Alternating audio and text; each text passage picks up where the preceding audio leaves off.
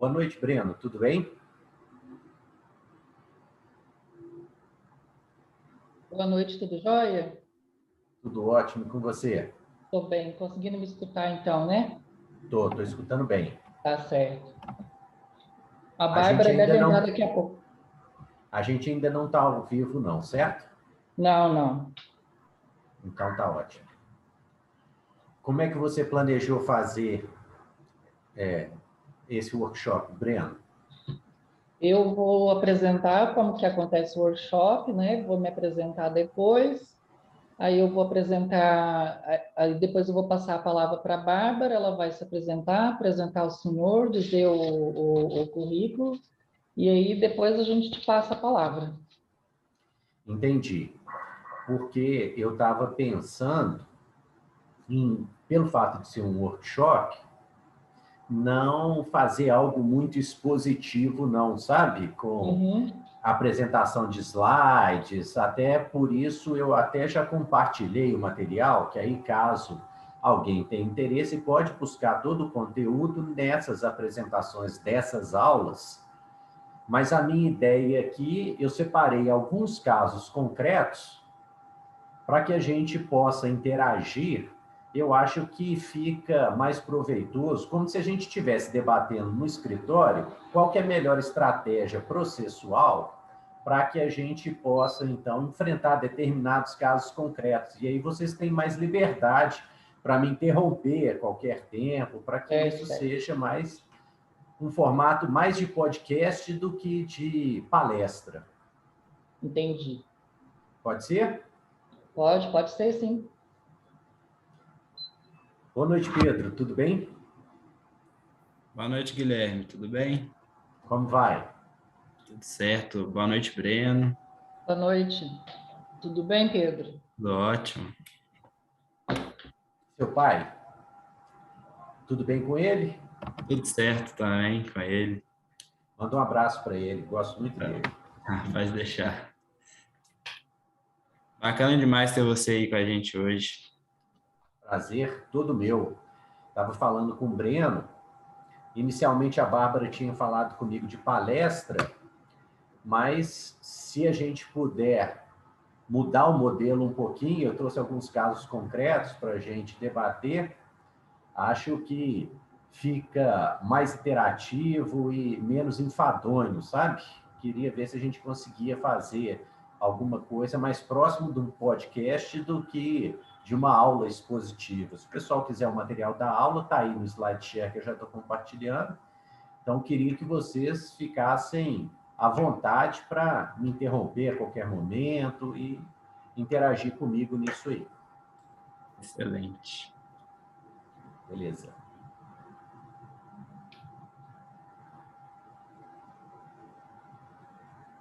A Bárbara não entrou ainda, né? Não estou vendo ainda não. Deixa eu ver com ela.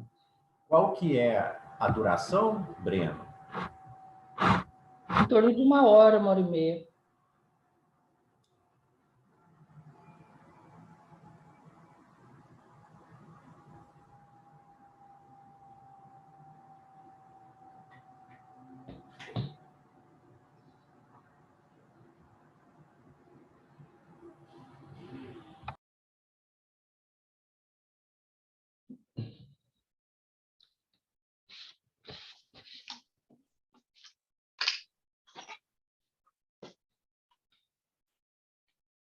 Tudo bem, Bárbara? Oi, Breno, tudo bem? Você está Tudo conseguindo? jóia. Deixa eu ver com a Luciana se a gente já está online. Aqui.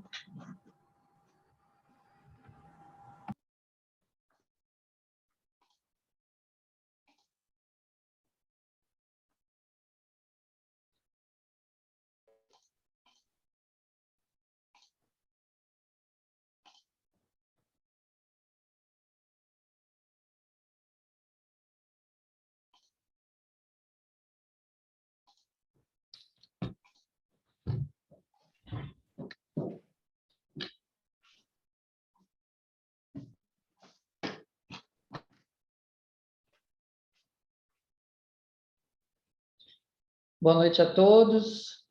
Meu nome é Breno Silveira, é um prazer dar continuidade a esse projeto de workshop da BRADT Jovem. É o projeto que a gente tem de apresentar temas mais práticos, temas de direito tributário, com uma abordagem mais prática, que nem sempre a gente encontra em livros ou enfim, e que vão ter uma utilidade maior para quem trabalha com isso no dia a dia. Nós estamos no terceiro workshop, e para esse tema, para esse terceiro encontro, a gente escolheu o tema das defesas em execução fiscal, né? Eu vou apresentar para vocês, nós vamos apresentar o professor Guilherme, né, que vai tratar com esse tema com a gente, não na forma de uma palestra, mas sim como mais um diálogo ou um debate. Eu vou passar a palavra para a Bárbara Lavínia, que é minha colega na BRADT Jovem, começou esse ano também, e, enfim, vamos dar continuidade. Bárbara.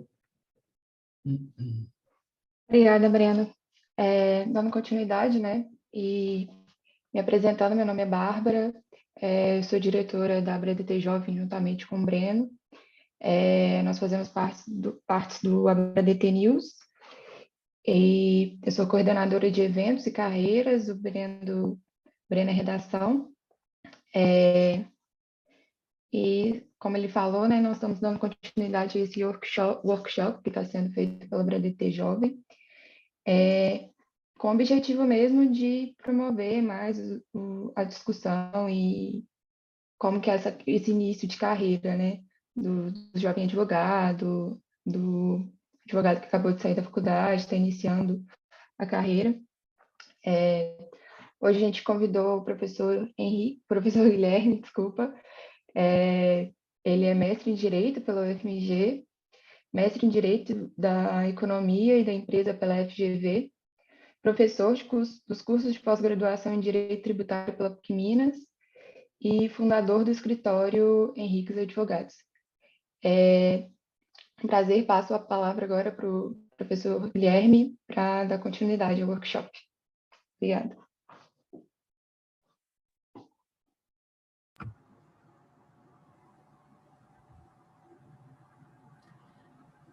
Boa noite a todos. Espero que todos estejam me escutando bem. Antes de mais nada, eu gostaria de agradecer o convite que me foi feito pela BRADT Jovem, né, nas pessoas da Bárbara e do Breno, para participar desse workshop. E, desde já, eu gostaria de parabenizar a BRADT Jovem por essa iniciativa. Eu pertenço à BRADT, creio que há mais de 20 anos, ou seja, desde quase a sua criação, e desde sempre nós encontramos esses mestres que são referências na área de direito tributário, e essas palestras que são aulas e de vasto conhecimento, mas que eventualmente podem não ter uma aplicabilidade prática tão incisiva quanto esses workshops permitem. Então, queria desde já parabenizar, agradecer o convite, parabenizar a iniciativa e dizer que a BRADT Jovem vem preencher essa lacuna, permitir, então, aos jovens advogados, aos estudantes de direito, ingressarem nesse mercado através dessa ponte que faz entre a academia e a vida profissional. E, dito isso, eu quero aproveitar essa oportunidade para tentar discutir com vocês alguns casos referentes a esse tema que me foi proposto, das defesas no processo tributário judicial. Eu sou, como a Bárbara já adiantou, sou professor de processo tributário judicial do LLM em Direito Tributário da PUC Minas há mais de 10 anos, e, em especial, desde a promulgação do Código de Processo Civil de 2015, vem intensificando essa pesquisa que une as áreas de processo e do direito tributário material para analisar os impactos que esse novo CPC trouxe dentro do processo tributário judicial. Esse foi um projeto que foi inaugurado na PUC Minas, nesse LLM, com o professor Marciano Seabra de Godoy, e também com o professor Walter Lobato, na pós-graduação de Direito Tributário da Faculdade de Direito Milton Campos, onde eu também leciono a mesma disciplina. E isso gerou um grupo de pesquisa que tem feito, ao longo dos últimos 6 anos, uma profícua pesquisa envolvendo a inter-relação entre essas duas áreas, o que nos permitiu publicar uma série de obras relacionadas aos impactos do novo Código de Processo Civil no direito tributário judicial, publicadas pela editora De Plácido, nos seus 3 volumes, e mais recentemente, a última obra, salvo engano, foi publicada em 2020, que se chama Processo Tributário Judicial, Perguntas e Respostas, envolvendo indagações de alta relevância feitas a professores, magistrados, procuradores, a respeito desses temas controversos relacionados ao processo civil e ao direito tributário, e que permitem uma visão abrangente e, às vezes, até dialética a respeito dessas questões que são enfrentadas no nosso dia a dia como advogados da iniciativa privada ou do poder público e mesmo julgadores. E, nesse sentido, o que eu propus à Bárbara e ao Breno foi que nós não apresentássemos esse workshop num formato expositivo de aulas. Para isso, eu disponibilizei aqui no chat desse nosso workshop o link para a minha página no SlideShare, onde estão as minhas aulas ou as apresentações das minhas aulas na PUC, no TexLab, também em congressos da ABRADT, de forma que existe ali farta bibliografia e um resumo do que vai ser tratado aqui hoje em forma de casos, para aqueles que buscam aprimorar ou aprofundar esse debate. Mas aqui hoje, para que a gente possa tornar mais dinâmica a nossa conversa, a minha proposta é, dentro dessa discussão sobre o processo tributário judicial, apresentar algumas situações fáticas e peço, por favor, que vocês me interrompam a qualquer momento, sintam-se livres para poder me indagar a respeito dos temas que estão sendo tratados, de forma a permitir, assim, que a gente tenha um diálogo nesse workshop, como nós teríamos num escritório, para definir qual seria a estratégia processual a ser adotada diante de determinado caso concreto. Pode ser? Então, vamos lá. Dito isso, eu vou tomar a iniciativa e, por favor, me interrompam sempre que entenderem pertinente. Eu gostaria de iniciar esse nosso bate-papo com uma provocação, que é o próprio título desse workshop. Defesas no processo tributário judicial. E eu quero provocá-lo com uma máxima, que alguns autores atribuem a Sun Tzu e outros a um mero filme de comédia dos anos 80, mas que diz que a melhor defesa é o ataque. E isso por quê? Diante de situações ou atos arbitrários, ou mesmo de decisões teratológicas, às vezes a melhor estratégia é se colocar numa posição de iniciativa, de proatividade, no sentido de questionar aquela cobrança tributária, do que aguardar passivamente que a Fazenda adote essa iniciativa, para que, então, o contribuinte tome as medidas necessárias à sua defesa. E eu exemplifico. Na semana passada, por exemplo, eu tive um julgamento no Conselho de Contribuintes de Minas Gerais.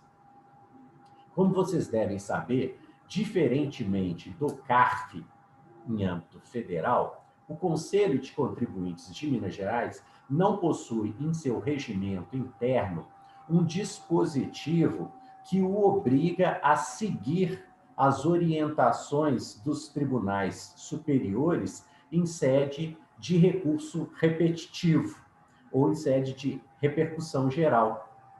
E isso faz com que nós tenhamos situações que eu chamo de decisões teratológicas, porque, afinal de contas, se nós buscarmos, né, no CPC de 2015 os artigos 15, 926, 927, que exigem dos tribunais, e aí no artigo 15 há uma previsão que, inclusive, os tribunais administrativos mantenham a sua jurisprudência coerente, íntegra e estável, permitir-se que esses tribunais administrativos não obedeçam à orientação dos tribunais superiores em sede desses precedentes vinculantes a que se refere o artigo 927 do CPC, a mim me parece um entendimento desarrazoado, que vai contra a economia processual, vai contra a razoabilidade, vai contra o princípio da razoável duração do processo. Isso porque não são raras as situações em que, diante dessas decisões administrativas, inclusive a advocacia do Estado propõe a improcedência do lançamento, mas os tribunais administrativos, sob a alegação de que não estão adstritos à orientação dos tribunais superiores, mas sim à lei, não observam esses precedentes ou mesmo a recomendação da advocacia do Estado e acabam mantendo esses lançamentos. Diante de uma situação como essa, surge a indagação, né? O que, então, o contribuinte deve adotar como estratégia processual? É certo que ele pode aguardar o controle de legalidade a ser feito, né, pela advocacia do Estado, eventual propositura de uma execução fiscal para poder exercer o seu direito de defesa através de embargos do devedor, por exemplo, após o oferecimento de garantia. Mas sendo uma situação exclusivamente de direito, uma prova pré-constituída, demonstrável de plano, será que não seria o caso de atacar uma decisão dessa, de se antecipar, de tomar uma posição proativa e já buscar aniquilar aquela cobrança antes do seu próprio nascimento?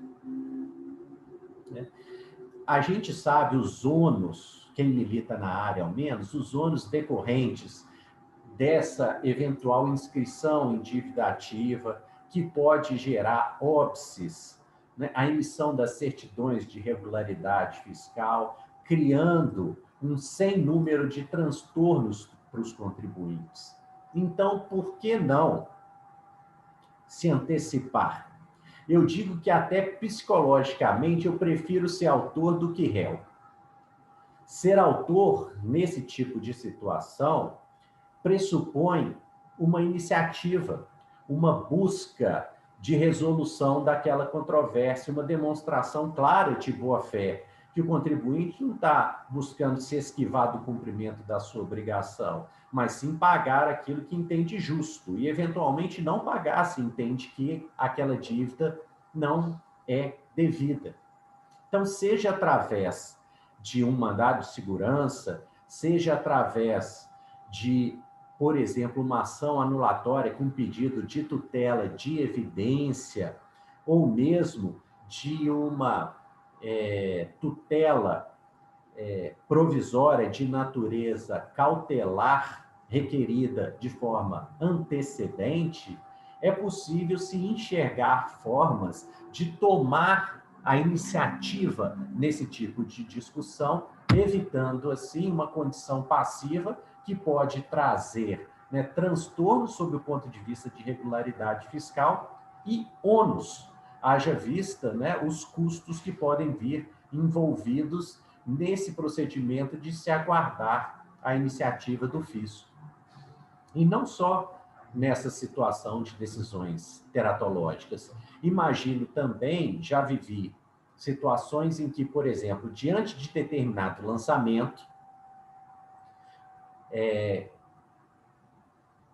que conta com uma jurisprudência amplamente favorável ao contribuinte nos tribunais superiores, mas que, por força da limitação material dos tribunais administrativos, eles são obrigados a observar o que diz a legislação tributária, não se tem expectativa de êxito em âmbito administrativo.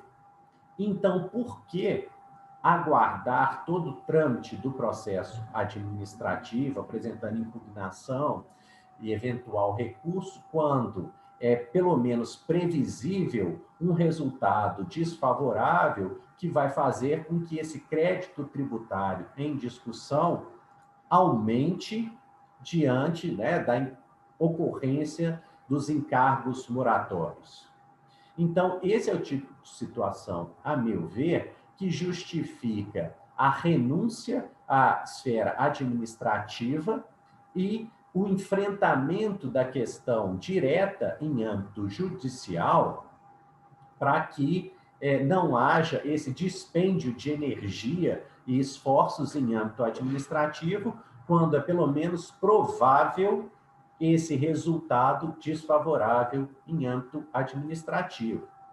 Obviamente, com essa colocação, eu não estou desprestigiando a instância administrativa, que ela tem, né, um valor imensurável. Os julgadores das instâncias administrativas, via de regra, detêm muito mais conhecimento da matéria tributária para julgar esses casos do que, em regra, os juízes da Justiça Comum, ou mesmo da Justiça Federal. Acontece que, para dirimir matérias envolvendo questões fáticas, entendo que esses tribunais são imprescindíveis.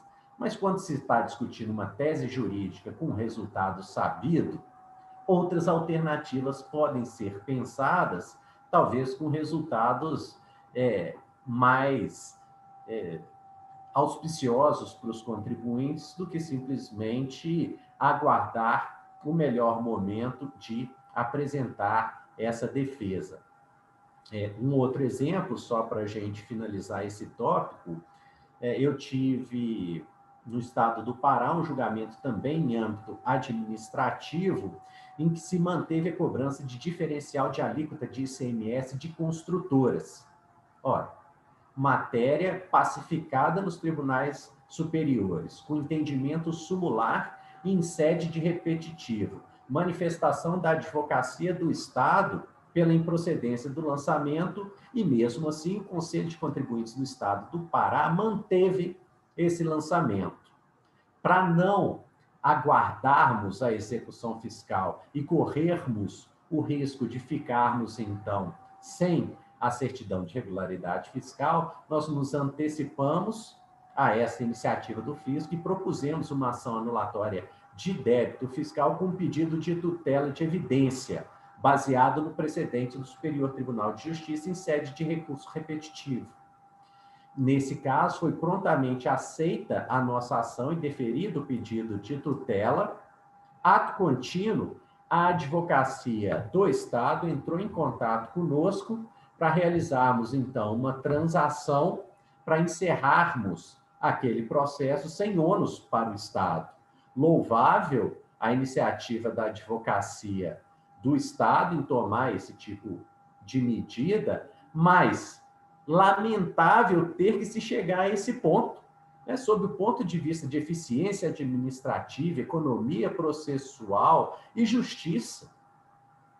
Houve aí um dispêndio de energia por parte do contribuinte, por parte do Estado, por parte do Poder Judiciário, que seria absolutamente dispensável caso, né, houvesse, então, uma uniformidade ou a busca de se atender àqueles princípios gerais de processo que estão estabelecidos nas normas introdutórias do CPC de 2015, que exige, então, que os tribunais, incluindo os administrativos, mantenham, né, a sua jurisprudência íntegra, estável e coerente.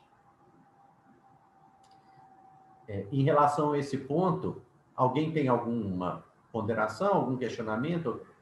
Quer fazer alguma observação sobre algum caso?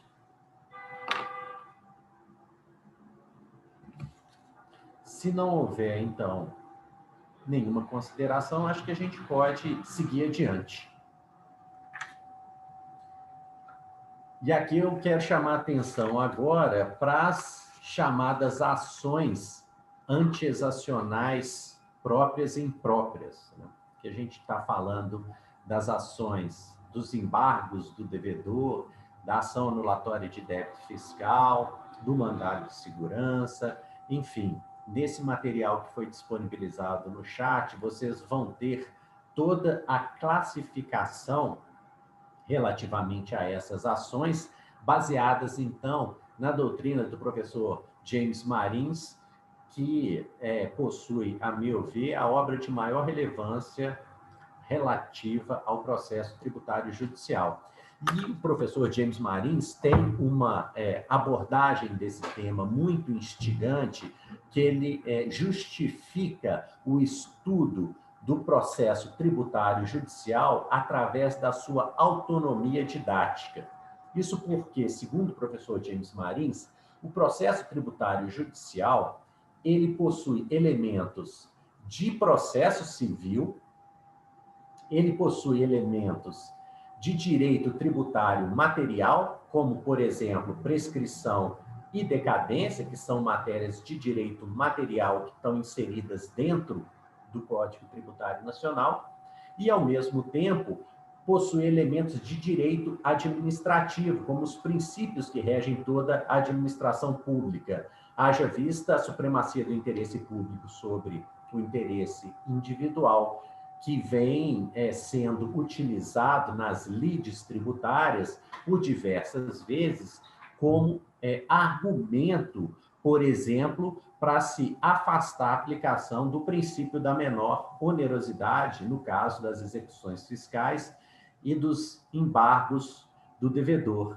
Então, para o professor James Marins, existe uma justificativa para o estudo acadêmico de forma autônoma do processo tributário judicial, não obstante reconheça, né, a unicidade do direito, mas por força dessa disciplina conter princípios e regras próprias.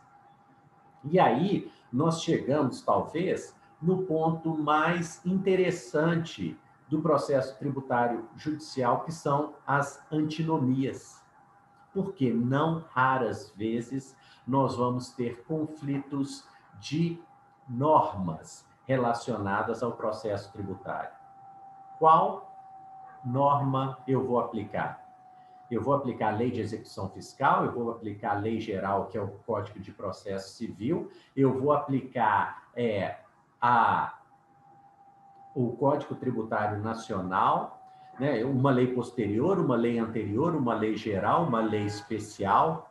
Então, nós temos, dentro das ferramentas gerais de solução de antinomia, os elementos dos quais nós necessitamos para resolver, diante dos casos concretos, esses conflitos. Por exemplo, no caso de matéria relacionada à prescrição.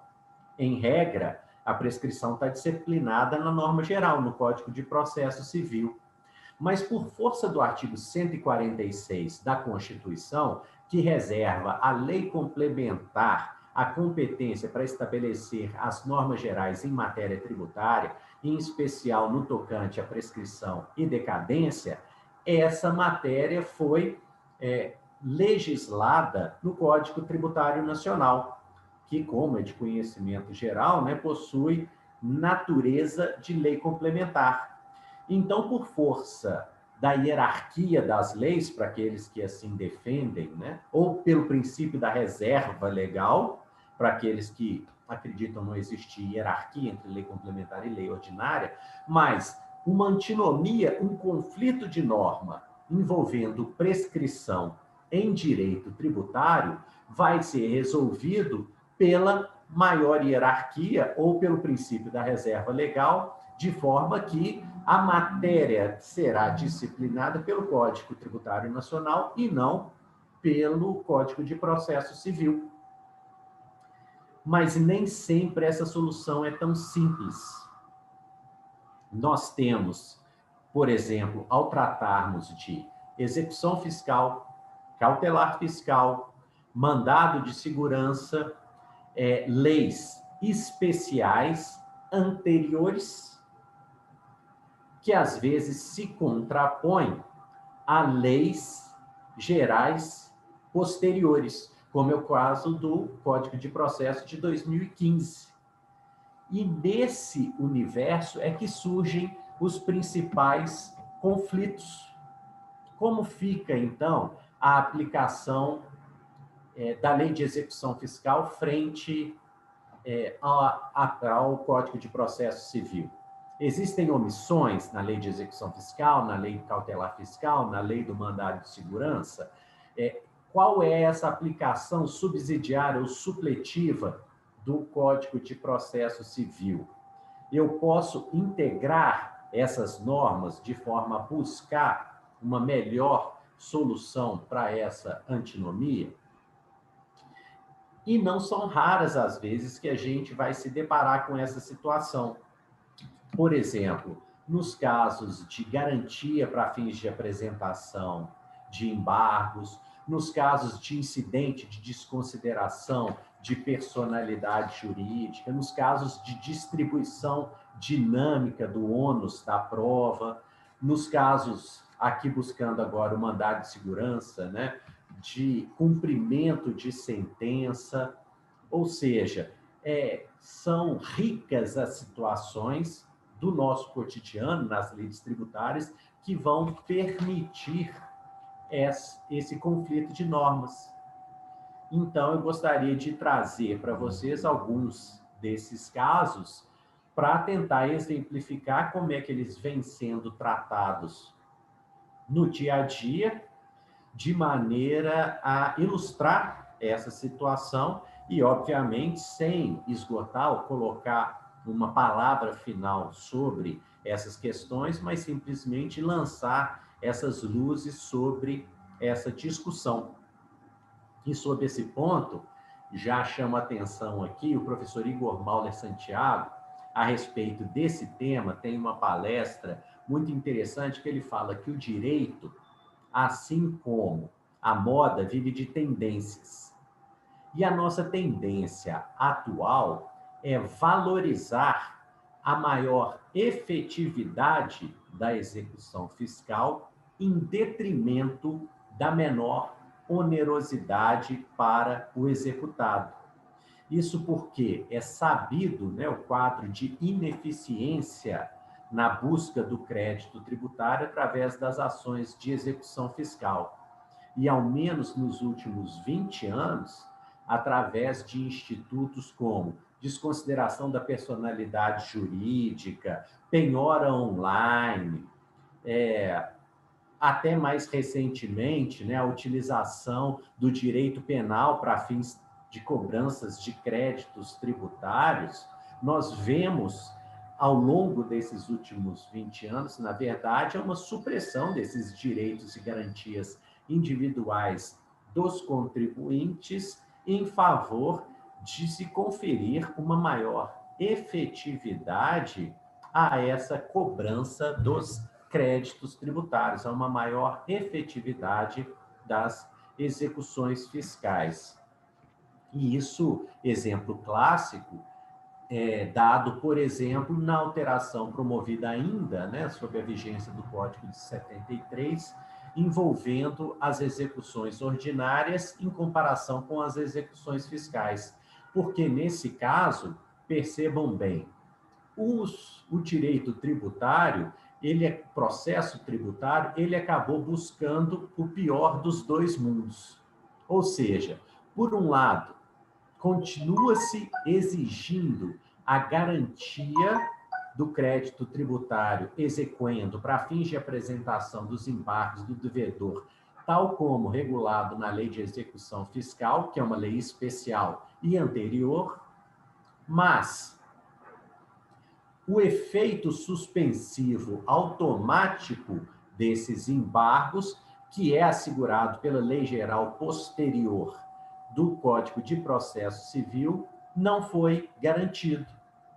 Então, por um lado, eu tenho a aplicação de uma lei especial anterior, que é a Lei de Execução Fiscal, que mantém a exigência da garantia, e, por outro lado, eu tenho a aplicação de uma lei geral posterior, que é o Código de Processo Civil, que não confere efeito suspensivo automático aos embargos do devedor. Então, nesse caso, a execução fiscal, ela acaba estando num ambiente em que a pior regra dos dois sistemas foi utilizada no âmbito da execução fiscal e sob o fundamento de se buscar, então, uma maior efetividade, que, no caso, prevaleceria, então, o interesse público sobre o interesse individual.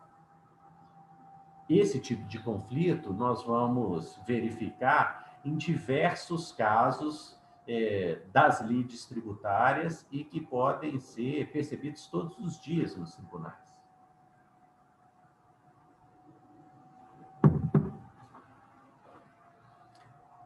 Eu vou tentar aqui sair desses casos mais óbvios para suscitar algumas defesas em processo tributário judicial que podem ser suscitadas para tentar atender, então, a essa provocação que foi feita no título desse workshop. E uma dessas defesas, que está até tratada nessa nossa trilogia sobre os impactos do CPC de 2015 sobre o processo tributário judicial, versa sobre a competência territorial. Vejam só que interessante, porque isso passou desapercebido por grande parte da doutrina e pode ter impactos relevantes no desmembramento dos processos. Isso porque, até o Código de Processo Civil de 2015, as execuções fiscais poderiam ser propostas, né, no domicílio do devedor, onde ele se encontra, ou mesmo no local de ocorrência do fato gerador, de forma ampla, ficando a critério, então, da Fazenda escolher aquela jurisdição mais adequada à propositura da execução fiscal. Acontece que, quando da promulgação do Código de 2015, foi introduzido, então, no artigo 46, parágrafo 5º do CPC, uma disposição expressa a respeito do foro competente para o julgamento das execuções fiscais. E isso excluiu, por exemplo, o local da ocorrência do fato gerador como foro competente para o julgamento desse tipo de matéria. Então, vejam bem a situação. Operações de importação, em que o contribuinte, o importador, está em outra jurisdição que não aquela onde ocorreu a entrada no território nacional. Situações de presença temporária do contribuinte em determinado território municipal, por exemplo, obras.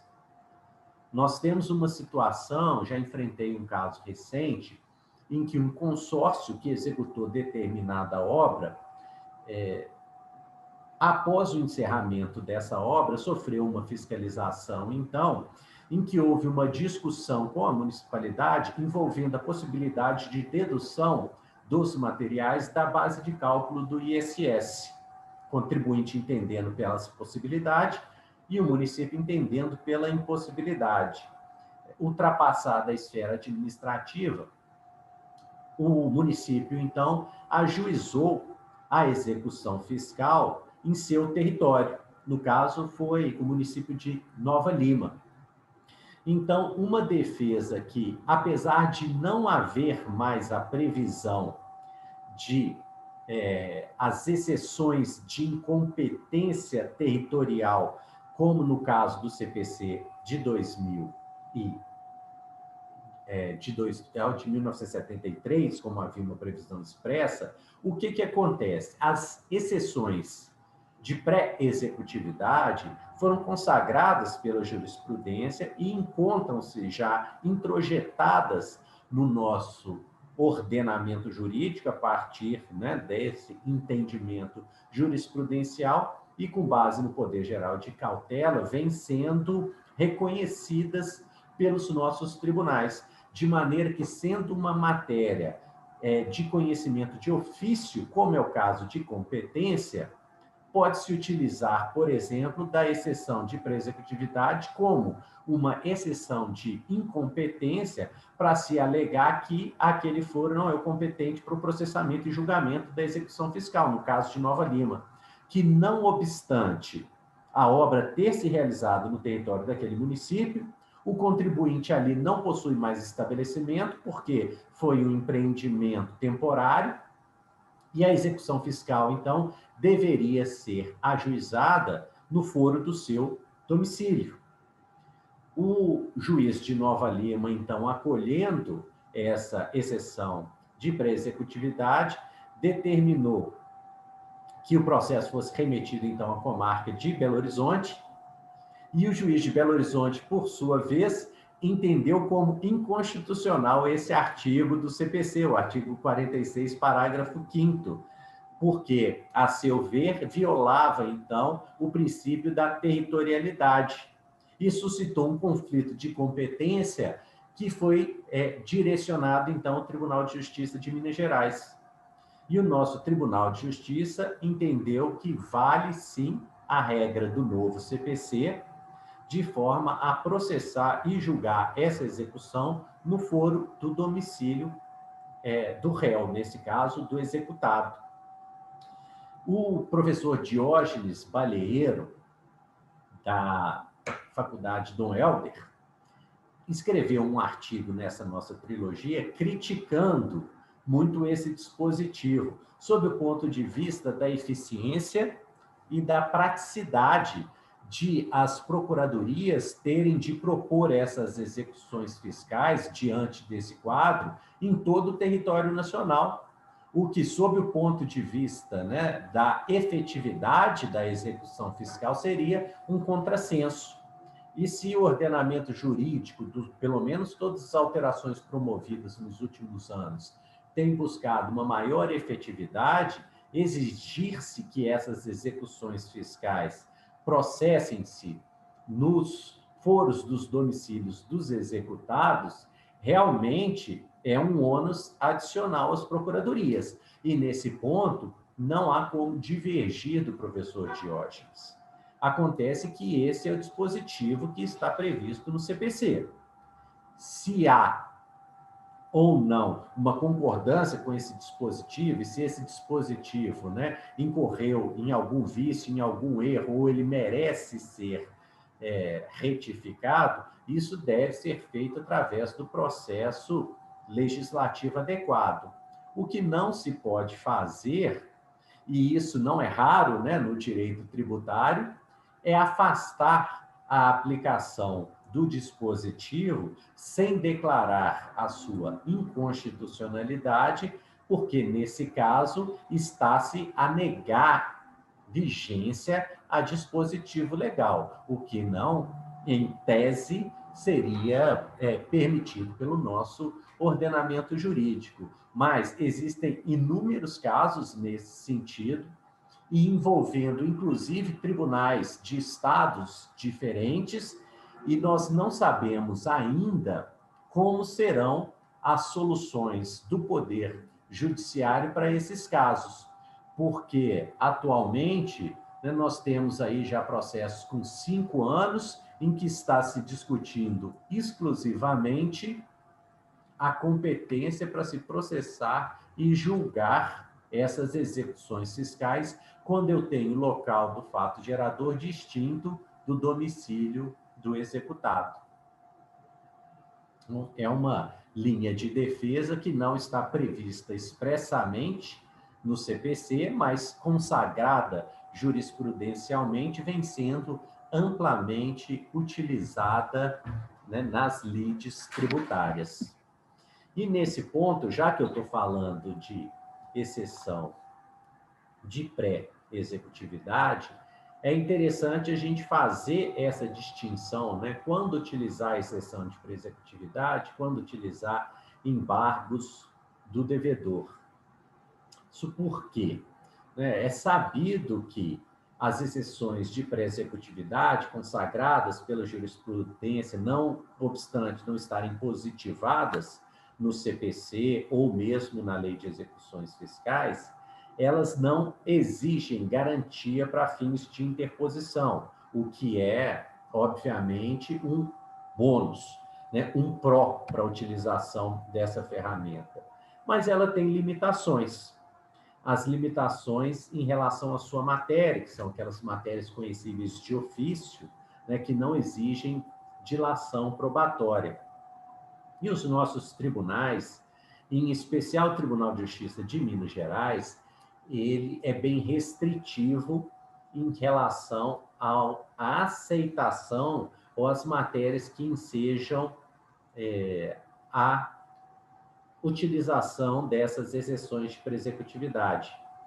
E um exemplo clássico, né, que acontece também diuturnamente nos nossos tribunais, diz respeito ao redirecionamento das execuções fiscais.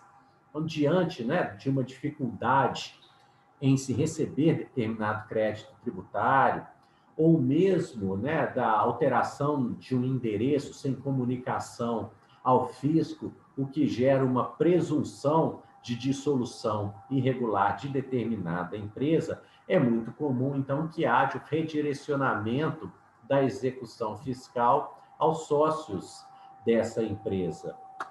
Acontece que, também matéria em sede de recurso repetitivo, já decidida pelo Superior Tribunal de Justiça, se aqueles sócios não estavam presentes, né, no quadro societário da empresa, à época da alegada dissolução irregular, eles não podem ser inseridos como coobrigados, ou essa execução fiscal não pode ser redirecionada a esses sócios.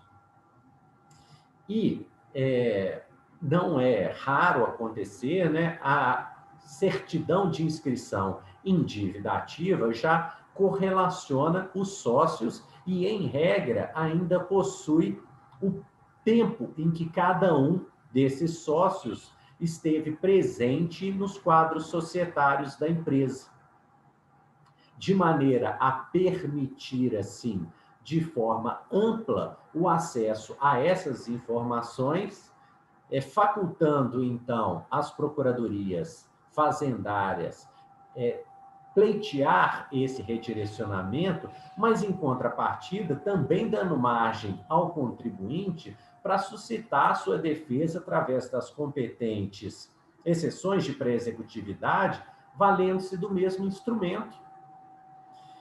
Então, em um caso concreto, por exemplo, houve um pedido de redirecionamento de execução fiscal contra o sócio de uma determinada empresa e nós apresentamos a exceção de pré-executividade, alegando que aquele sócio para o qual a execução foi redirecionada não estava presente nos quadros societários sequer à época da ocorrência dos fatos geradores que levaram à constituição do crédito tributário, muito menos à época da suposta dissolução irregular daquela sociedade, daquela determinada pessoa jurídica.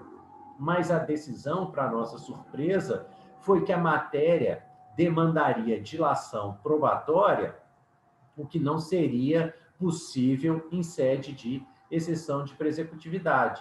E essa decisão me causa muita estranheza, porque a mesma certidão de inscrição em dívida ativa, né, o título executivo extrajudicial que embasou a execução fiscal e que possui presunção, né, de legalidade, de veracidade, e que justificou o redirecionamento da execução fiscal, não teve o mesmo a mesma força probatória para justificar o processamento da exceção de presecutividade. E isso pode trazer situações de injustiça absurda, porque, em regra, as pessoas físicas que participaram dos quadros societários não vão possuir capacidade contributiva para poder oferecer a garantia necessária a fazer valer o recebimento da sua defesa através dos competentes embargos do devedor.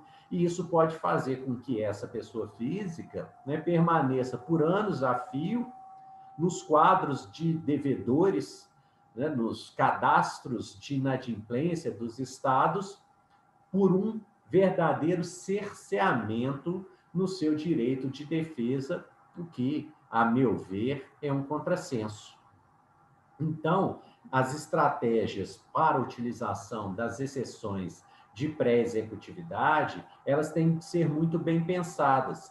Eu costumo dizer em sala que as exceções de pré-executividade, elas não exigem garantia, mas elas também não permitem a emissão de certidões.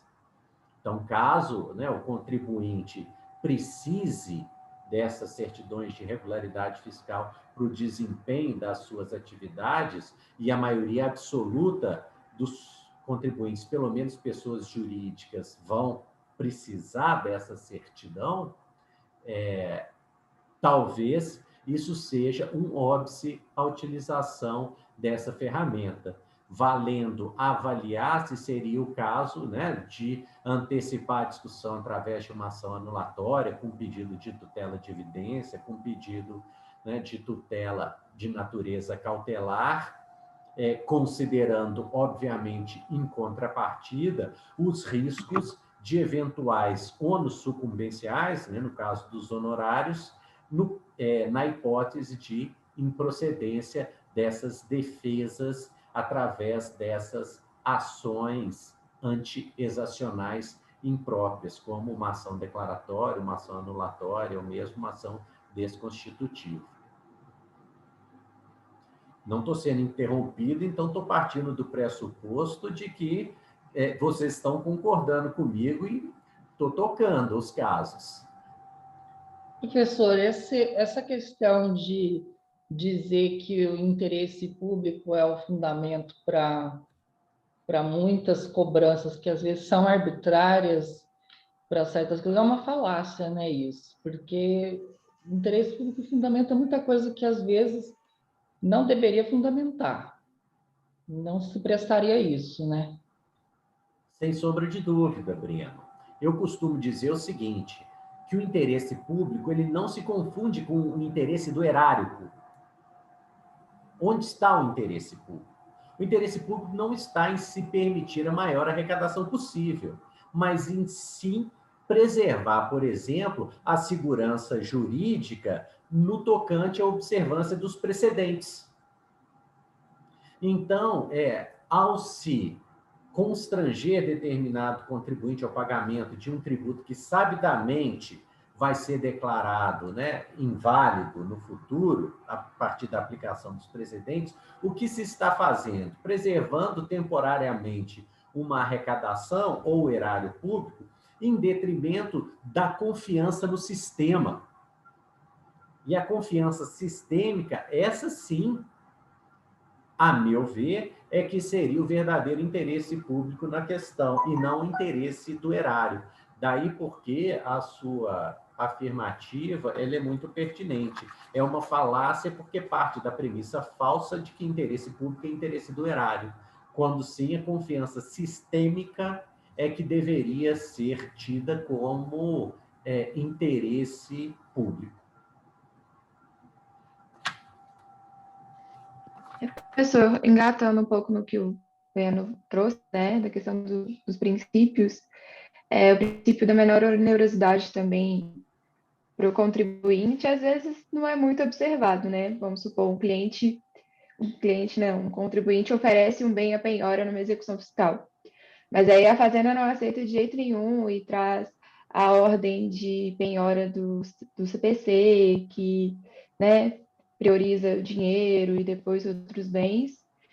E também tem esse conflito, né, de normas em relação a leis de execuções fiscais, ao princípio da menor onerosidade, do CPC.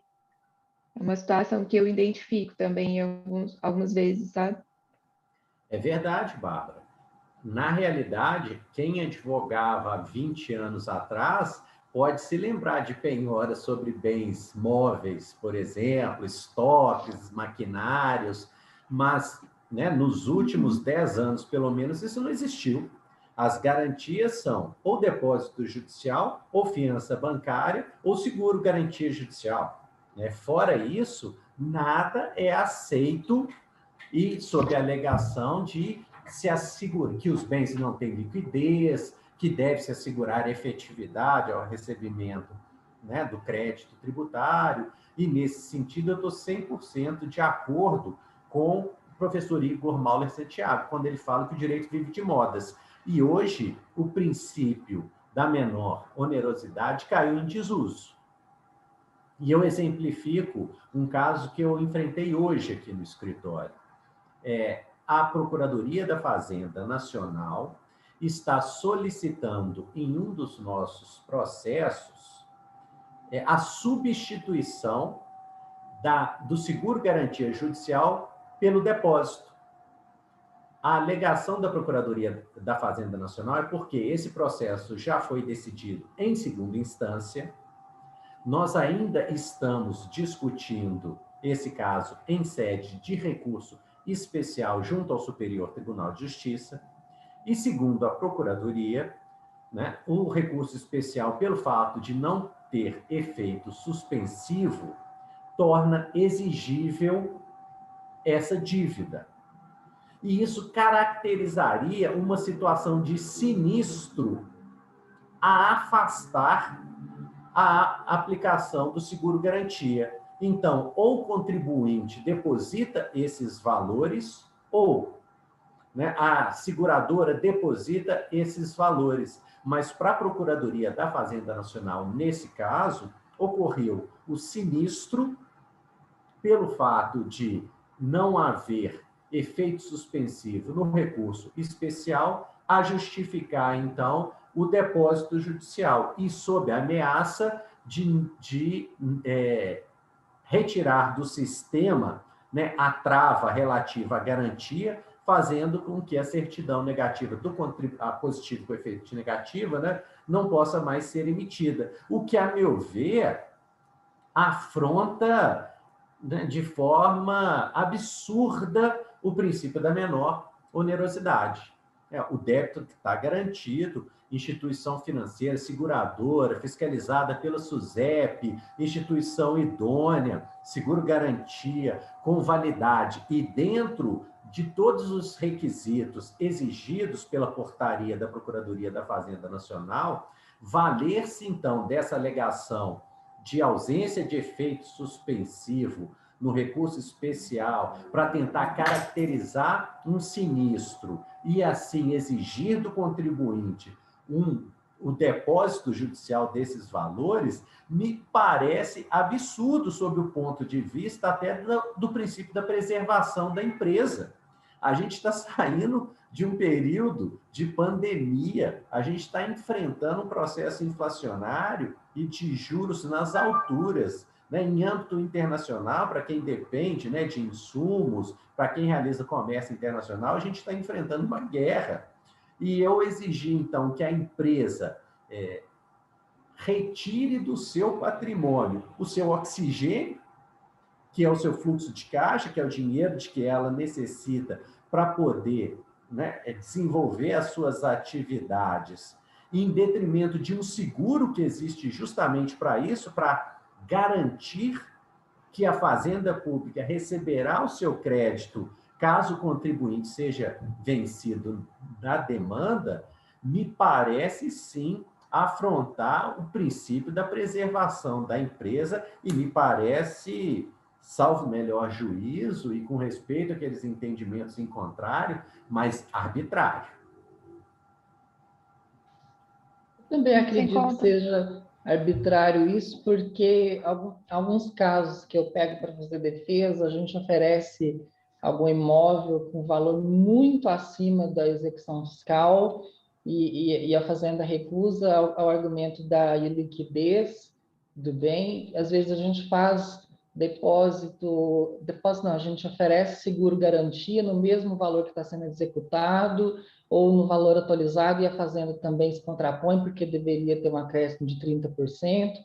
Então, dificilmente aceita, assim, com facilidade, a garantia que o contribuinte apresenta. Nesse ponto, Breno, é interessante que você frisou, e aí a gente vai ter mais uma antinomia, né? Que é a aplicação do CPC ou da Lei de Execução Fiscal no tocante a esse acréscimo de 30%. Porque ele está previsto no CPC, não está previsto na Lei de Execuções Fiscais. E, nesse caso, para a gente não falar que o contribuinte também só leva a pior, nesse caso, pelo menos, me parece que a jurisprudência tem consagrado o entendimento de que esse adicional de 30% para substituição, né, de uma penhora por uma garantia não é um seguro-garantia, uma fiança bancária, não é aplicável às execuções fiscais. Tanto é que, se você pegar a portaria da PFN a respeito de seguro-garantia judicial, ela não estabelece como requisito esse adicional de 30%. Então, pelo menos em âmbito federal, me parece que o assunto está contornado. Obviamente, algumas procuradorias, né, de estado ou de município podem se contrapor a esse entendimento. Mas em âmbito federal, pelo menos, né, nas conversas e na experiência que eu tenho tido com a Procuradoria da Fazenda Nacional, esse requisito específico está superado. O que não quer dizer que eles não têm insistido nos depósitos. Isso por quê? Num momento, agora eu não sei precisar quando que foi o corte temporal, mas esses valores ficavam à disposição do juízo. A partir de uma mudança legislativa, esses valores depositados judicialmente passaram a ficar à disposição do Tesouro Nacional. E, nesse sentido, eles viraram recursos para que, né, pelo menos a Fazenda Nacional, né, o governo federal, possa, então, dispor desses recursos conforme a sua conveniência para poder executar, então, as suas funções, de forma que, sob o ponto de vista arrecadatório e gerador de fluxo de caixa para o governo, esses depósitos judiciais tornaram-se vitais, de maneira a provocar essa atuação das procuradorias sob a alegação, né, de maior liquidez, de maior efetividade, de assegurar o recebimento do crédito tributário, mas de criar uma situação que é absolutamente contraproducente do ponto de vista econômico, porque obriga as empresas a dispor do seu fluxo de caixa, que é o oxigênio para continuar suas atividades, para poder garantir uma dívida quando existem outras alternativas legais, tão seguras quanto, para se garantir o recebimento desse crédito por parte da Fazenda Pública. Então, sim, a meu ver, é atentatório, não só o princípio da menor onerosidade, mas, em última instância, até a preservação da própria empresa.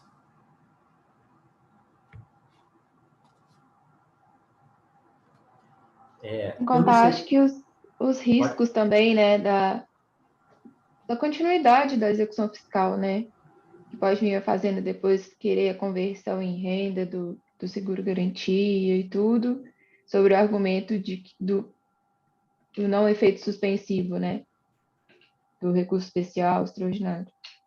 Essa interpretação da Fazenda me parece também completamente despropositada, porque a própria portaria da PGFN, que dispõe sobre seguro-garantia, estabelece que, quando, né, houver uma ordem judicial para que o contribuinte efetue o pagamento daquela dívida em discussão e o contribuinte não o faz, estará caracterizado o sinistro. Isso é o que dispõe a portaria da PGFN. Agora, onde está disposto que o julgamento em segunda instância é essa ordem judicial para que o contribuinte efetue o pagamento dessa dívida em discussão?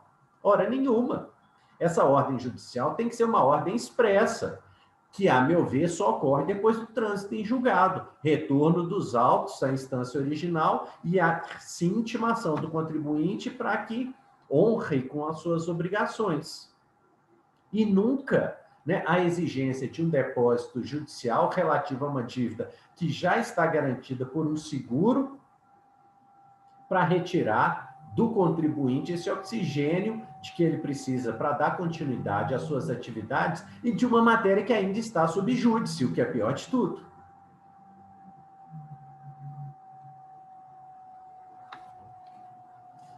Eu não sei quanto tempo a gente ainda tem, mas tem 2 pontos que eu ainda gostaria de tratar, se nós tivermos tempo.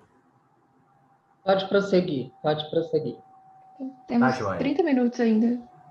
Ótimo. Então, tem 2 situações aqui, 2 ou 3 situações que eu gostaria de abordar ainda relacionada a essas matérias controversas envolvendo processo tributário judicial.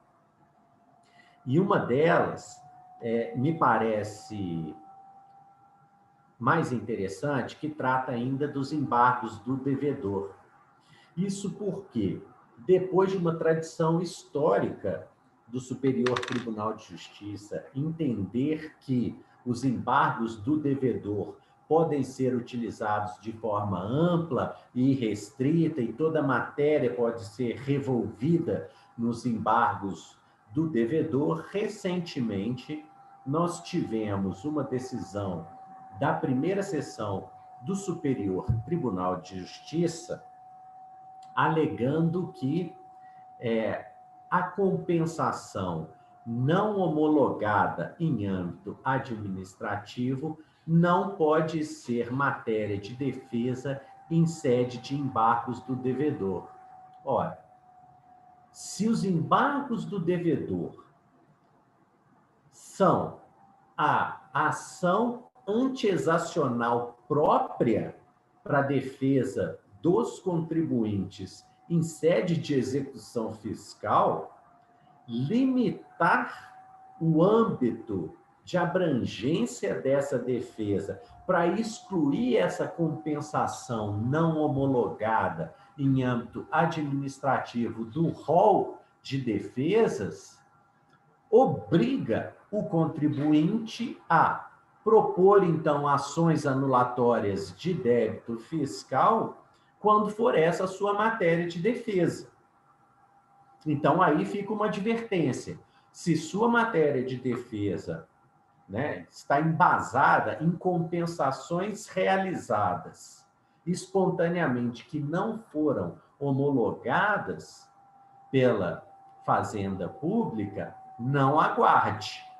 Não aguarde uma eventual execução fiscal para poder se valer da sua defesa através de embargos do devedor e tentar demonstrar isso, por exemplo, através de uma dilação probatória numa perícia contábil, porque, com base nesse entendimento da primeira sessão do Superior Tribunal de Justiça, essa matéria não pode ser objeto de defesa em sede de embargos do devedor. Então, mais uma vez, isso provoca o contribuinte a tomar iniciativa para buscar, então, a desconstituição desse crédito tributário através de uma ação ordinária. Em sede de ação ordinária, poder realizar essa dilação probatória e ter ampla matéria de defesa ao seu lado, permitindo, assim, que ele consiga demonstrar o seu direito. Agora, me parece um retrocesso. Me parece que vai contra, mais uma vez, o princípio da economia processual, a efetividade da administração pública, a eficiência da administração pública, na medida que eu obrigo a existência de processos distintos e, às vezes, multiplicidade de ações quando eu poderia exercer a minha defesa, né, nos próprios autos da execução fiscal, ou em sede de execução fiscal, não tendo, paralelamente, uma ação anulatória de débito fiscal.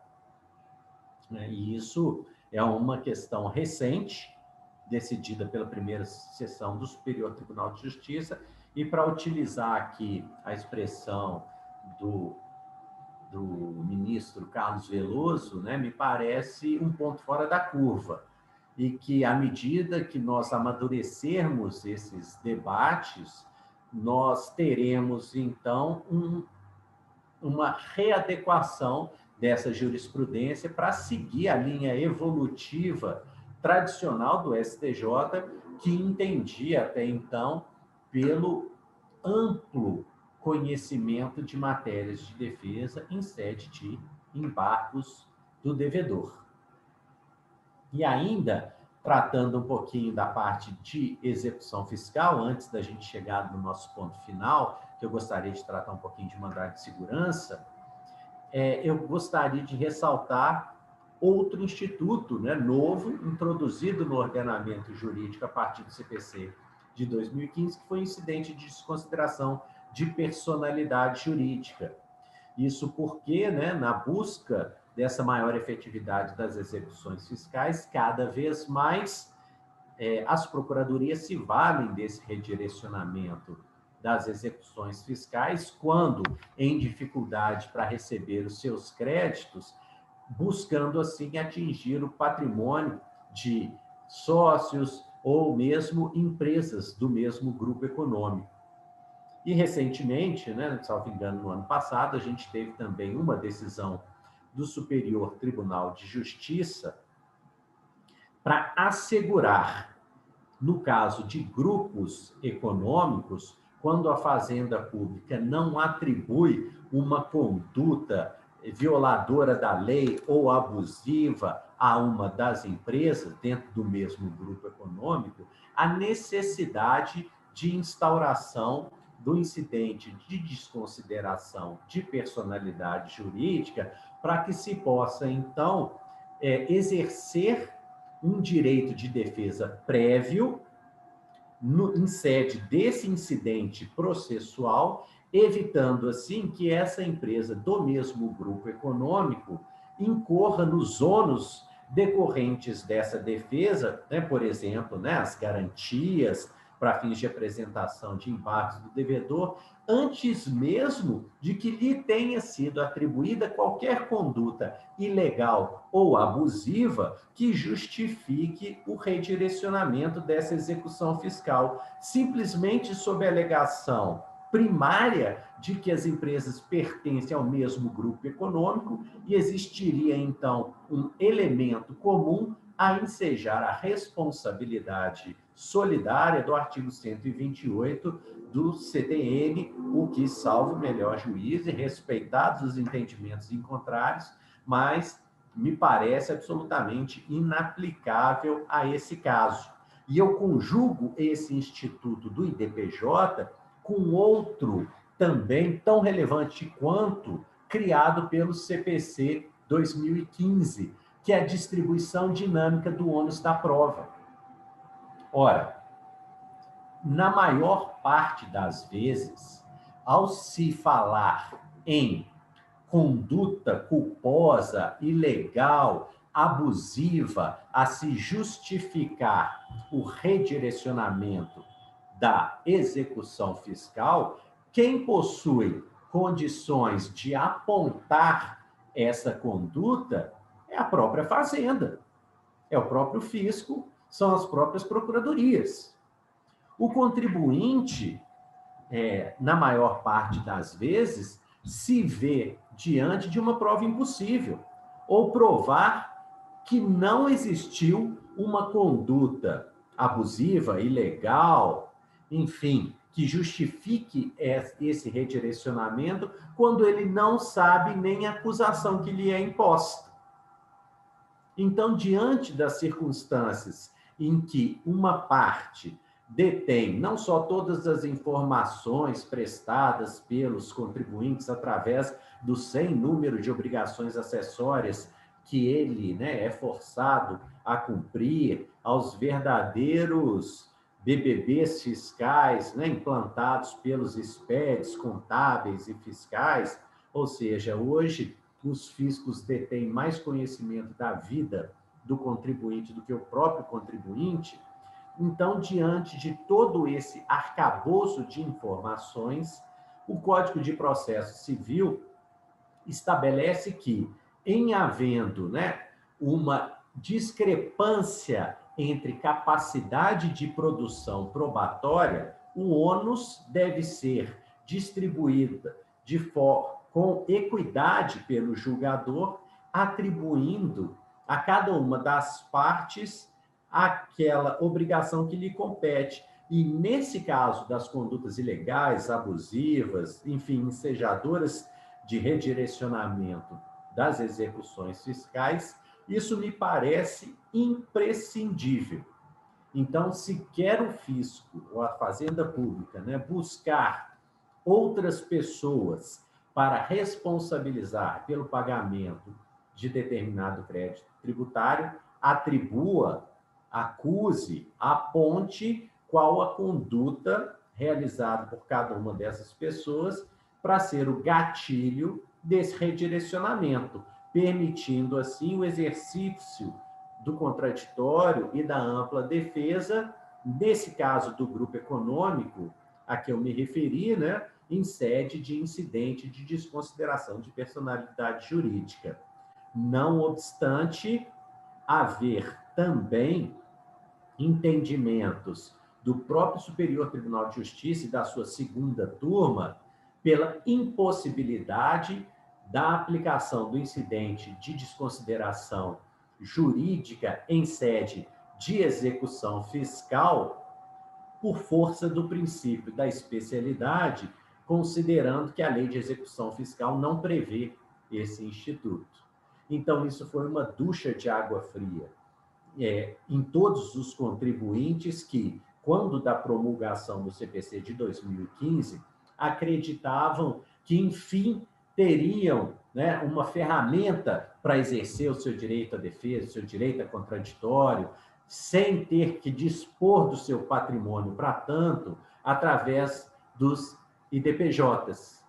Mas esse entendimento que parece estar se formando, né, na segunda turma do Superior Tribunal de Justiça joga por terra toda essa esperança, fazendo com que, mais uma vez, a balança pese em favor, né, das fazendas públicas, como só ocorreu nos últimos 20 anos. E, nesse sentido, né, mais uma vez, a importância da estratégia processual de se entender qual o melhor momento de se atacar, ao invés de ficar aguardando só, né, o momento de se defender, porque estrategicamente, economicamente, pode ser mais interessante para o contribuinte tomar essa iniciativa. Guilherme, por favor, fique à vontade. Eu estava trabalhando também recentemente com um desses casos aí de redirecionamento de grupo econômico e me causa assim estranheza a forma como está sendo conduzido isso. Inclusive, né, existe um IRDR do TRF3 que fala que nos casos de grupo econômico seria necessário a instauração do IDPJ. E mesmo no TRF3, o que eu estou vendo em casos concretos é que eles não estão dando prosseguimento a eventuais IDPJs já instaurados e não instaurando novos IDPJs. Eu queria saber da sua experiência, você tem conhecimento de situações aí que porventura tenha trabalhado aqui, houve continuidade do IDPJ e um efetivo exercício de defesa nessa esfera? Excelente pergunta, Pedro. Estou vivendo o mesmo dilema.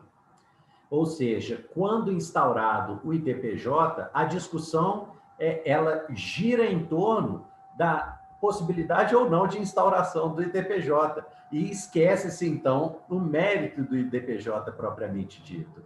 Então, quando instaura-se, a Fazenda recorre, quando não instaura, nós recorremos, e isso vai sendo debatido nas instâncias superiores, a questão processual. Mas os méritos mesmos, eu também não tenho visto. Parece que os juízes estão em compasso de espera para saber sobre o cabimento do Instituto, ou pelo menos a pacificação do entendimento do STJ a respeito do cabimento do Instituto, antes de julgar os institutos propriamente ditos, os incidentes propriamente ditos, né? Sob pena de ter que trabalhar em vão em alguns casos. É a situação que me parece que está acontecendo, mas eu sou solidário à sua dor, porque estou enfrentando, né, o mesmo ônus nos meus casos. Beleza.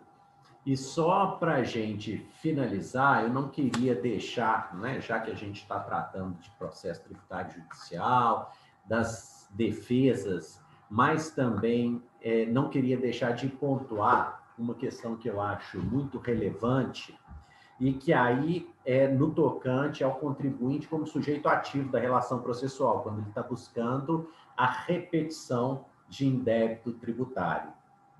Isso porque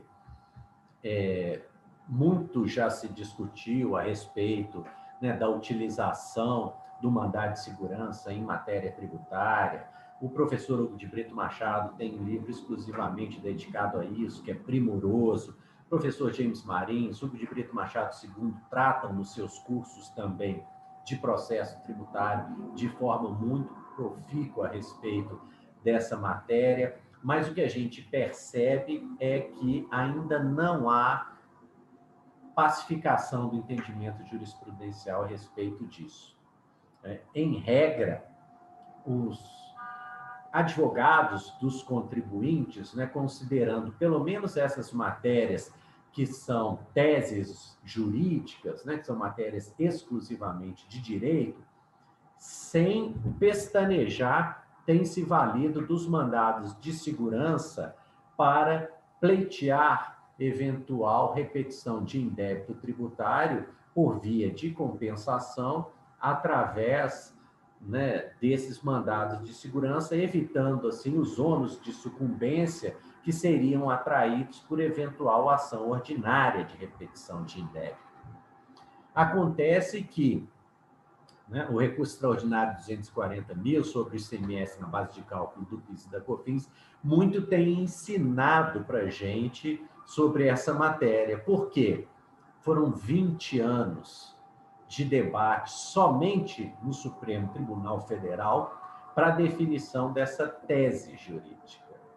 Eu me recordava que em sala de aula eu mencionava para os meus alunos que há 20 anos o Supremo Tribunal Federal discute se software de prateleira deve pagar ICMS ou ISS, sendo que os meus alunos da graduação sequer conhecem software de prateleira, né? Então, esse lapso temporal entre o início das teses jurídicas e a sua definição pelo Supremo Tribunal Federal leva a uma situação inusitada. As empresas quebram, em especial, né, num país como o Brasil, em que, segundo o ex-ministro da Fazenda, Pedro Malan, até o passado é incerto. As empresas mudam de regime jurídico.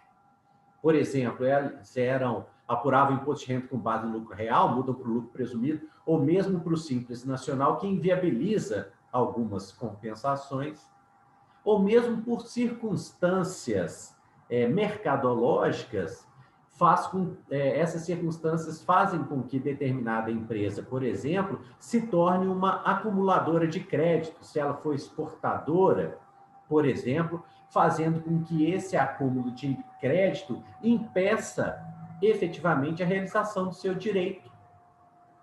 Então, isso levou, em grande parte dos processos, a se repensar a utilização do mandado de segurança nessas matérias de repetição de indébito tributário. Por quê? Pode haver situações em que a compensação se torne impossível. Por exemplo, né, nos casos de falência. Como fazer, então, para se preservar o direito dos contribuintes?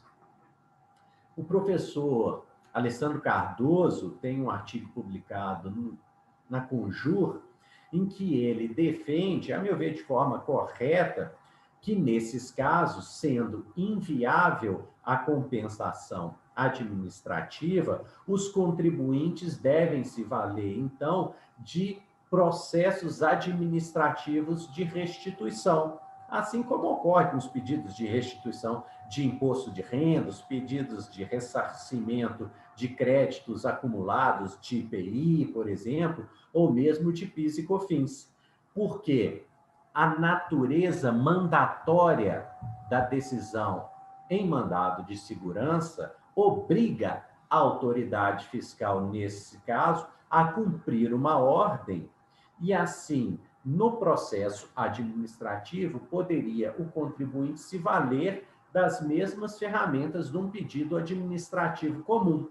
Só que, ao invés do seu embasamento ser a lei, por exemplo, né, se eu fiz como professor o recolhimento de contribuição, se eu sofri a retenção de contribuição previdenciária em 2 faculdades, ultrapassando o teto, a lei me permite um pedido administrativo de restituição em relação ao valor que superou o teto. Seria exatamente o mesmo procedimento, só que o embasamento aí seria a decisão judicial e não o dispositivo legal. Mas nesse tipo de situação, a Fazenda Pública, pelo menos em âmbito federal, se recusa ao cumprimento dessas decisões judiciais. Alega, assim, que o contribuinte, então, está buscando se furtar de seguir a fila do precatório exigida pelo artigo 100 da Constituição. Então, o contribuinte estaria, sim, furando a fila do precatório, e isso seria uma violação ao princípio da isonomia, de maneira que não poderia, então, o contribuinte se valer desse pedido de restituição em âmbito administrativo. Pois bem, fechada essa porta, o que surge como alternativa? O cumprimento da decisão em sede do próprio mandado de segurança, a execução da sentença, a expedição do precatório em sede de mandado de segurança. E, sob essa perspectiva, a Fazenda Pública também tem colocado óbices em alguns casos, em outros não. Nós temos situações exitosas nessa matéria e existe até já um pronunciamento interno da Procuradoria admitindo, mas fato é que dessa situação sempre são suscitadas as súmulas 269 e 271 do Supremo Tribunal Federal para falar que o mandado de segurança não pode ser substitutivo da ação de cobrança. E, nesse caso, não haveria um conteúdo pecuniário nessa condenação a justificar a utilização do mandado de segurança ou do cumprimento de sentença no mandado de segurança. Ora, essas súmulas do Supremo Tribunal Federal foram editadas em meados do século passado. Elas foram idealizadas para os casos de servidores públicos. Isso porque a remuneração dos servidores públicos, ela entra diretamente na conta de folha do orçamento. Então, se um servidor público, busca judicialmente o reconhecimento do seu direito, por exemplo, a verbas que não foram pagas nos últimos 5 anos, inserir imediatamente e de forma retroativa esses valores na folha de pagamento, das diversas esferas de governo, sem sombra de dúvida, isso traz um desequilíbrio econômico que pode desestabilizar o pagamento das contas públicas. Mas não é essa a situação dentro de uma relação tributária.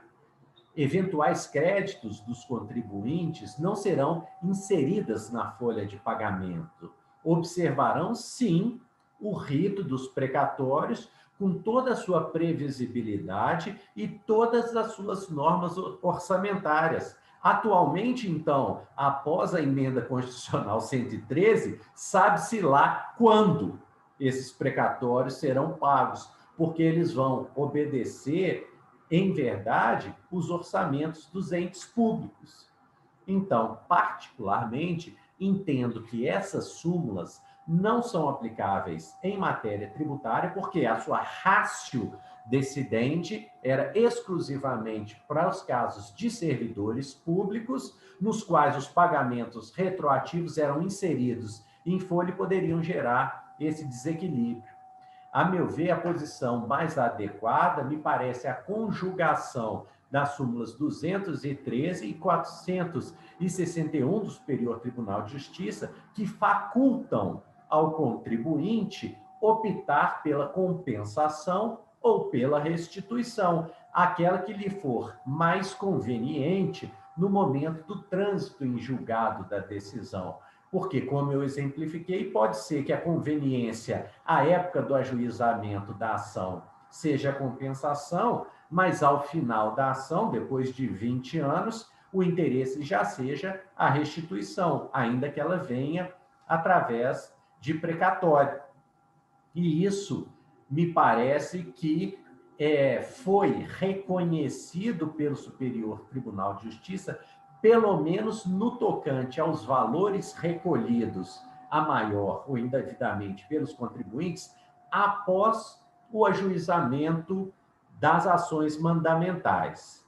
Ou seja, se eu entro hoje com uma ação judicial buscando, por exemplo, o direito de não pagar contribuições previdenciárias acima do limite de 20 salários mínimos,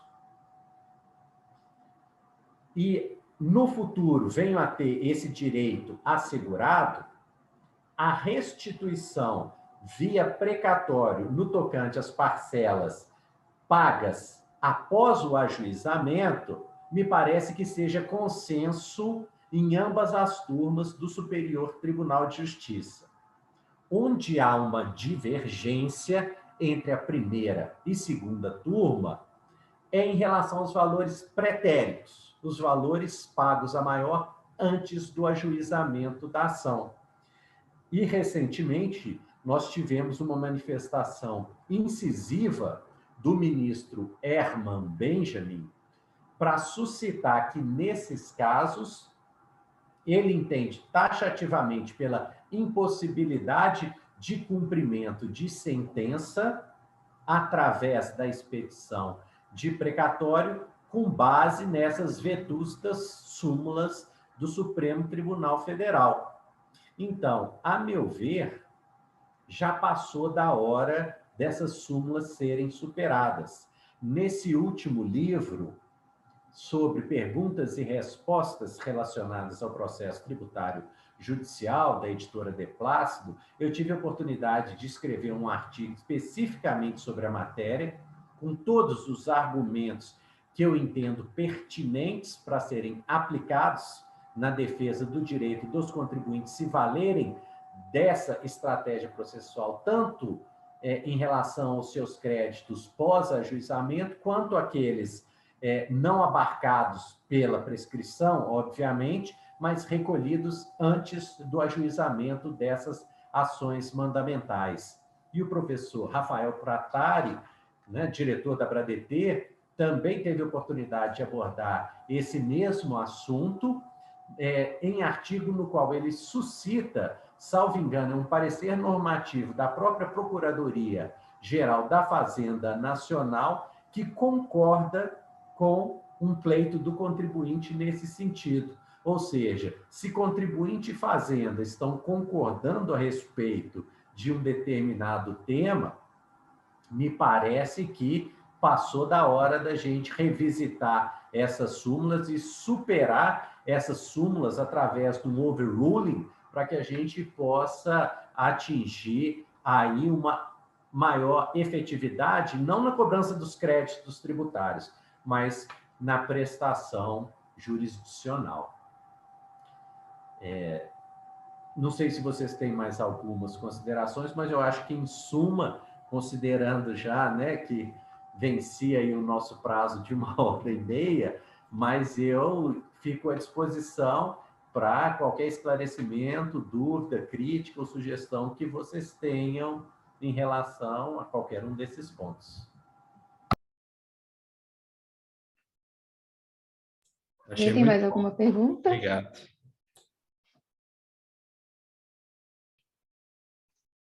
Bom, professor, eu queria dizer que foi uma honra ter o senhor aqui com a gente para fazer essa exposição sobre defesas no processo tributário, processo judicial tributário.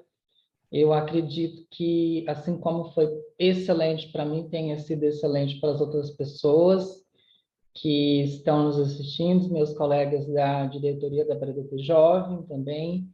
Foi uma honra tê-los aqui conosco, né?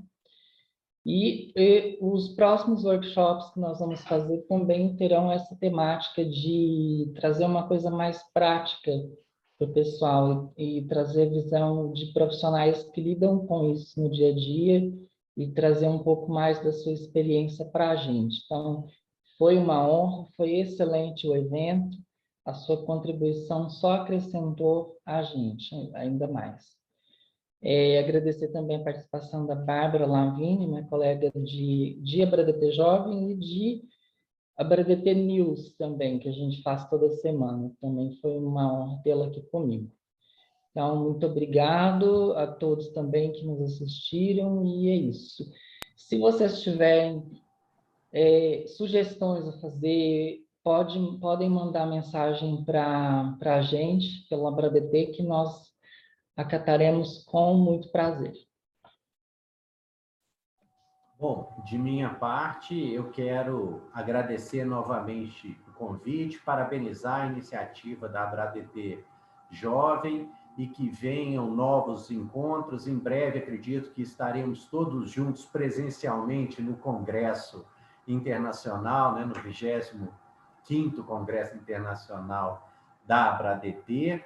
E, desde já, me coloco à disposição. Meus contatos, como eu disse, já estão naquelas apresentações que constam do SlideShare, e caso tenham qualquer dúvida ou queiram trocar ideias sobre estratégias processuais, eu estou sempre de portas abertas, porque esses debates são muito enriquecedores e a solução de a consulta sobre um determinado caso é a solução do nosso próximo caso. Então, fica aqui meu agradecimento e meu boa noite a todos. Obrigada, professor. Sobre o SlideShare, o senhor disponibilizou ele no chat aqui do Zoom ou foi por outra plataforma? Foi aqui no chat do Zoom, eu coloquei o link diretamente para o meu SlideShare, onde tem as apresentações das minhas aulas de processo tributário e judicial, assim como outras relacionadas a essa matéria. Está no início do chat. Eu acho que, para mim, não apareceu. Não sei se para o pessoal está aparecendo. Pode ser porque eu entrei um Será que pouquinho tem depois. como compartilhar de novo? Aí, agora apareceu. Não, agora foi. Obrigada, professor. Reiterando também Obrigado, as palavras professor. do Breno, Obrigado. agradecendo a todo mundo. Eu que agradeço. Uma boa noite a todos. Foi um prazer estar com vocês. Tchau, tchau. Boa noite. Boa noite.